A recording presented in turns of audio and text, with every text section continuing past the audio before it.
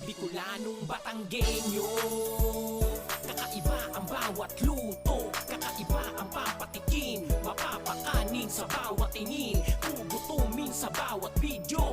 Bicolanong Batanggenyo, mga kabibi, nood na dito, matakam sa bawat luto. Mga kabibi, kamusta na? Manood sa video, sa luto niya.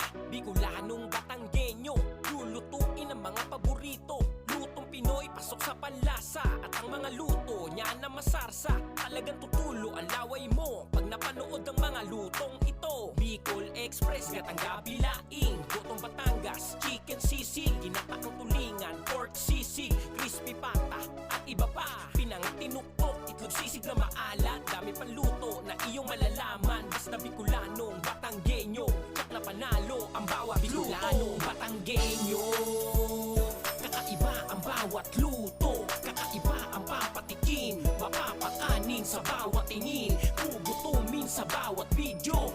Bicolanong Batanggenyo, mga kabibi, nood na dito, matakam sa bawat luto. Batanggenyo, kakaiba ang bawat luto, kakaiba ang papatikin, mapapakanin sa bawat tingin, gugutumin sa bawat video.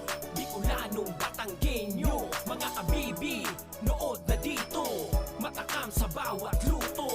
Mga paboritong gata, nandito yan, lulutuin niya. Manood ka lang at i-click mo na para laging updated sa video niya. Lalo na mga lutong bahay, mga paboritong luto ni nanay. Bicolano dish ang kanyang pambato, dahil siya ay isang Bicolano. Chicharong bulaklak, pansit gisado, kalderetang baka at kalderetang baboy, ginataang talbos ng kamoting kahoy, ginataang suso na may dahon ng pako. Marami pang luto, malalaman mo dito, mga kabibi, nood na dito. Bicolanong Batanggenyo, tsak na malasa ang bawat luto. Batanggenyo, kakaiba ang bawat luto, kakaiba ang papatikin, mapapakanin sa bawat tingin, gugutumin sa bawat video.